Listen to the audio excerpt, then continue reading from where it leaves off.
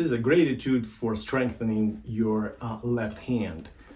It really helps improve the strength of double stops, and really helps with understanding the precision.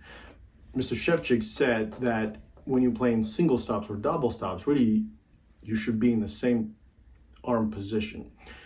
So if you have a proper position playing single stops, double stops should not be much trouble because your hand is already in the right place. And that is really not easy to do, I think, for most people.